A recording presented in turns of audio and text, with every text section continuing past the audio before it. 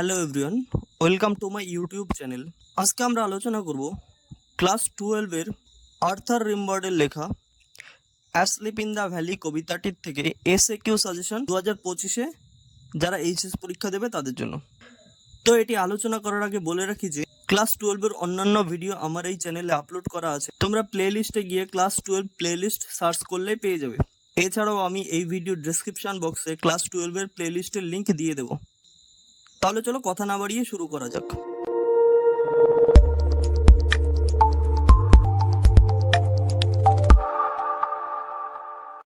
শুরু করার আগে তোমাদের আরও একটা কথা বলে রাখি যে বিগত কয়েক বছরের প্রশ্ন অ্যানালাইসিস করে দেখা গেছে যে এইচএস পরীক্ষায় এসএকিউ রিপিট হয়ে থাকে। তাই এখানে তোমাদের জন্য মোস্ট ইম্পর্টেন্ট কমনই বলতে পারো যা আমি তোমাদের জন্য নিয়ে এসেছি। তোমরা পুরো ভিডিওটা ভালোভাবে দেখবে। এখানে শুধুমাত্র এসএকিউ পড়া না, আমি এখানে কি করে কমন নাও আসে কি করে লিখতে হয় তার জন্য ট্রিক্স ও শিখিয়ে দেব। Question number 1, what kind of poem is asleep in the valley? Asleep in the valley কী ধরনের কবিতা? তাহলে উত্তরটা দেখে নিই। Asleep in the valley is an Italian sonnet or a sonnet. Asleep in the valley হলো একটি ইতালিয়ান সনেট বা একটি সনেট। এখানে দুটো অপশন দেওয়া আছে, মানে দুভাবে উত্তরটা লেখা আছে। দেখো, অ্যান ইটালিয়ান সনেট লিখলে হবে, আর না এ সনেট এটা লিখলে হবে। তোমাদের এই দুটোর মধ্যে যেটা ভালো লাগে সেটাই তোমরা লিখতে পারো। Next one, number 2, where does the slow stream flow? ধীর পাহাড়ি নদীটি কোথায় বয়ে যাচ্ছে? বলে রাখি তোমাদের যে যেই প্রশ্নে ডাজ থাকবে সেই প্রশ্নের ভার্বের শেষে এস বা ইএস যোগ করতে হয়। তাই এখানে ফ্লো এর শেষে এস যোগ হয়েছে। তাহলে উত্তরটা হলো দ্য স্লো স্ট্রিম ফ্লোস, ধীর নদীটি বয়ে যায় through a small green valley, একটি ছোট্ট সবুজ উপত্যকার মধ্যে দিয়ে। তাহলে এখানে উত্তর হলো through a small green valley. শুধুমাত্র এইটুকুই এখানে উত্তর। বুঝে লিখতে পারলে এসএকিউ লেখা সম্ভব। নেক্সট ওয়ান, নাম্বার 3, এটা 2020 সালে পরীক্ষায় এসেছিল। Where are the 2 feets of the soldier? কোথায় সৈনিকটির পাগুলি? তাহলে উত্তরটা দেখে নেই কি হবে। The feets of the soldier are among the flower. সৈনিকটির পাগুলি হলো ফুলের মধ্যে। তাহলে এখানে উত্তর হলো শুধু অ্যামং দ্য ফ্লাওয়ার।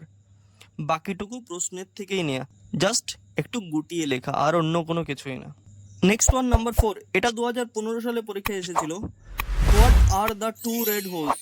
দুটি লাল রঙের গর্ত আসলে কি? দেখো, এখানে উত্তর হলো দ্য 2 রেড হোলস আর দ্য 2 বুলেট ওন্ডস। দুটি বুলেটের ক্ষত চিহ্ন। এইটা আমরা কবিতায় জানতে পেরেছিলাম। তাহলে এখানে উত্তর হলো শুধু এইটুকুই, the two bullet wounds.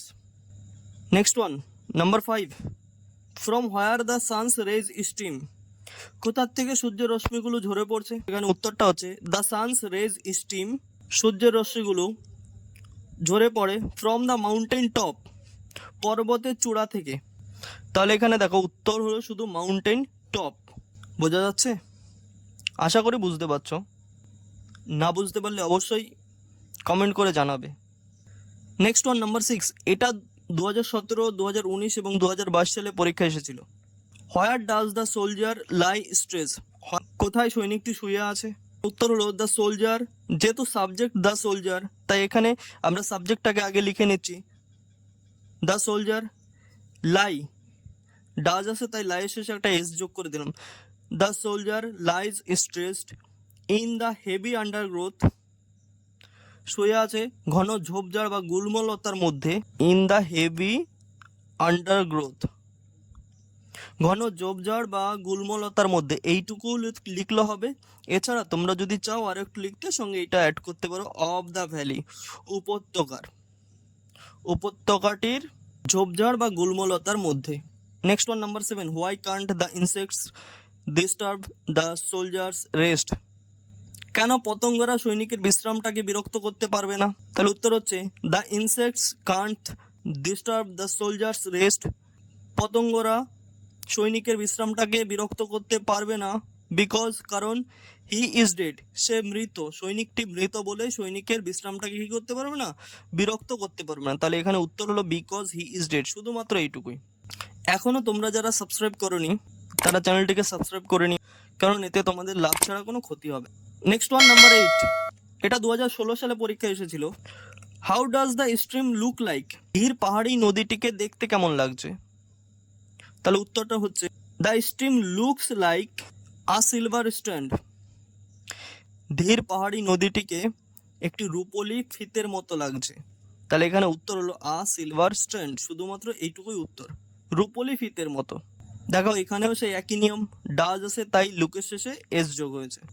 Next one number 9, এটা 2017 সালে পরীক্ষা এসেছিল। What is described as gentle without Gill? বলছে নম্র, ইনোসেন্ট ও ছলনাহীন বলে কোন জিনিসটাকে বর্ণনা করা হয়েছে? তাহলে এখানে দেখো আমরা শুধু হোয়াটের জায়গায় উত্তরটা লিখে দিলেই হয়ে যাচ্ছে। তাহলে উত্তরটা হচ্ছে দ্য সোলজার স্মাইল, সৈনিকটির হাসি। এইটুকুই শুধুমাত্র উত্তর, বাকিটুকু দেখো একদম প্রশ্ন থেকে হুবহু নেয়া। Is described as gentle without guile, সৈনিকের হাসিটিকে নম্র, ইনোসেন্ট ও ছলনাহীন বলে বর্ণনা করা হয়েছে। Next one number 10, where does the stream live long stand of silver? কোথায় পাহাড়ি নদীটিকে লম্বা রূপোলি ফিতের মতো রেখে গেছে? তাহলে জানতে চেয়েছে কোথায় রেখে গেছে, তাহলে আমরা উত্তরটা দেখে নিই কি হবে। The stream leaves long stand of silver, পাহাড়ি নদীটিকে লম্বা রূপোলি ফিতের মতো রেখে গেছে on the bright grass of the valley, উপত্যকার উজ্জ্বল ঘাসের উপর। তাহলে এখানে দেখো উত্তরটা কি হচ্ছে, on the bright grass of the valley. এইটুকুই হলো শুধু উত্তর। যে কটা তোমাদের দিচ্ছি এই কটার মধ্যে থেকে তোমাদের টেস্ট এবং উচ্চ মাধ্যমিকে অবশ্যই থাকবে। তোমরা ভালোভাবে খাতায় লিখে বুঝে বুঝে খাতায় লিখে মুখস্থ করে রাখবে। নেক্সট ওয়ান নাম্বার 11, এটা 2016 সালে পরীক্ষা এসেছিল। দেখো, why does the poet ask nature to keep the soldier warm? কেন কবি প্রকৃতিকে বলে গেছে সৈনিকটিকে উষ্ণ রাখতে? উত্তরটা হচ্ছে এখানে the poet ask nature to keep the soldier warm, কবি প্রকৃতিকে বলে গেছে সৈনিকটিকে উষ্ণ রাখতে বিকজ, কারণ হি মে ক্যাচ কোল্ড, তার ঠান্ডা লেগে যেতে পারে। কার? সৈনিকের ঠান্ডা লেগে যেতে পারে, এই কারণে কবি প্রকৃতিকে বলে গেছে তাকে উষ্ণ রাখতে। তাহলে এখানে উত্তর হলো বিকজ থেকে শুরু করে কোল্ড পর্যন্ত, because he may catch cold, শুধুমাত্র এইটুকুই উত্তর। Next one number 12, how does the soldier sleep? সৈনিকটি কিভাবে ঘুমিয়ে আছে? আমরা জানি এটার উত্তর আমরা সকলেই জানি, কিন্তু তাও তোমাদের বলে দিচ্ছি, দেখে নাও। দ্য সোলজার স্লিপস, সৈনিকটি ঘুমিয়ে আছে ওপেন মাউথেড, খোলা মুখে, কিপিং অন হিজ ব্রেস্ট, একটি হাত তার বুকের উপর দিয়ে। তাহলে উত্তর হচ্ছে কি ওপেন মাউথেড, খোলা মুখে, তারপরে বলা হয়েছে keeping one hand on his breast, এক হাত তার বুকের উপর দিয়ে, শুধুমাত্র এইটুকুই উত্তর এখানে।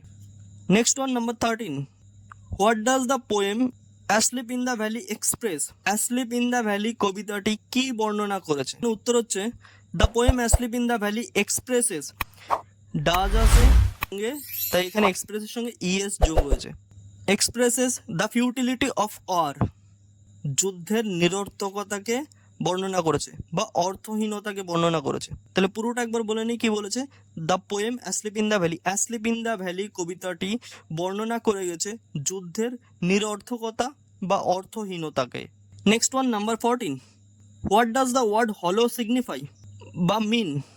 বলেছে হলো শূন্য বা ফাঁকা বলতে কি বোঝানো হয় in the poem asleep in the valley, asleep in the valley কবিতায়? উত্তরটা দেখে নিই। দ্য ওয়ার্ড হলো মিনস, যেহেতু ডাজ আছে তাই আমরা মিনের শেষে একটা এস যোগ করে দিলাম। দ্য ওয়ার্ড হলো মিনস, হলো দিয়ে বোঝায় in the poem asleep in the valley, asleep in the valley কবিতায় আ ভ্যালি সারাউন্ডেড বাই মাউন্টেন, একটি উপত্যকা যেটা ঘেরা থাকে, চারদিক থেকে ঘেরা থাকে পর্বত দ্বারা, দ্যাট সিমস আ হলো ফ্রম ডিস্টেন্স, যেটাকে দূরের থেকে শূন্য বা ফাঁকা বলে মনে হয়। বুঝতে পারলাম? আমি জানি তোমরা চ্যানেলটাকে সাবস্ক্রাইব করে নিয়েছো, থ্যাংক ইউ তার জন্য। Next one number 15, what does the mean by the heavy undergrowth? এখানে বলা হয়েছে হেভি আন্ডারগ্রোথ দিয়ে কি বোঝানো হয়েছে? তাহলে সাবজেক্ট এখানে দ্য হেভি আন্ডারগ্রোথ, উত্তর এভাবে হচ্ছে দ্য হেভি আন্ডারগ্রোথ মিনস, হেভি আন্ডারগ্রোথ বলতে বোঝায় the bushes and plants that grows in plenty, প্রচুর পরিমাণে ঝোপঝাড় বা গুল্ম উদ্ভিদ জন্মানো। নেক্সট ওয়ান নাম্বার 16, এটা 2020 সালে পরীক্ষা এসেছিল।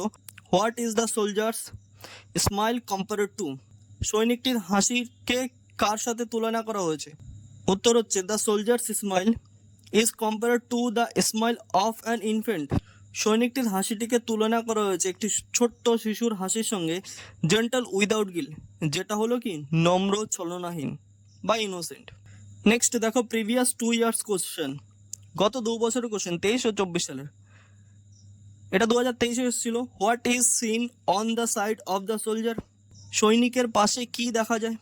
তাহলে দেখো উত্তরটা কি জানতে চেয়েছে, হোয়াটের জায়গায় আমরা শুধু উত্তর লিখে দিচ্ছি দ্য 2 রেড হোলস। যেহেতু প্লুরাল তাই এখানে আর হয়ে গেছে, আর সিন থেকে শুরু করে একদম লাস্ট পর্যন্ত সোলজার পর্যন্ত লিখে দেবো, তাহলেই উত্তরটা হয়ে গেছে, দুটি লাল রঙের গর্ত।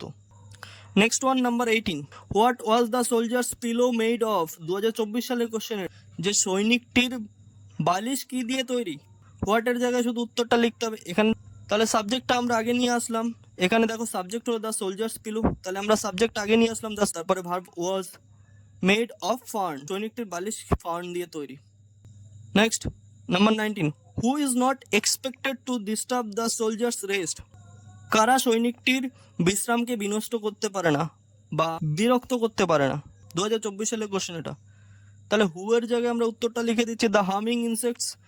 দেখো এখানে শুধু হামিং ইনসেক্টস লিখে দিলাম, তারপরে ইজ নট থেকে শুরু করে পুরোটা একদম রেস্ট পর্যন্ত লিখে দিলে উত্তরটা হয়ে যাবে। আশা করি তোমরা সকলে বুঝতে পেরেছো। Thank you everyone for watching my videos. আমার এই ভিডিওটি ভালো লাগলে লাইক করবে, কমেন্ট করবে এবং বন্ধুদের কাছে শেয়ার করবে। তাছাড়া যারা আজকে প্রথম দেখছো তারা অবশ্যই চ্যানেলটিকে সাবস্ক্রাইব করবে এবং যারা আগের থেকে করে রেখেছো তাদের সকলকে অসংখ্য ধন্যবাদ। দেখা হচ্ছে তোমাদের সঙ্গে নেক্সট ভিডিওতে।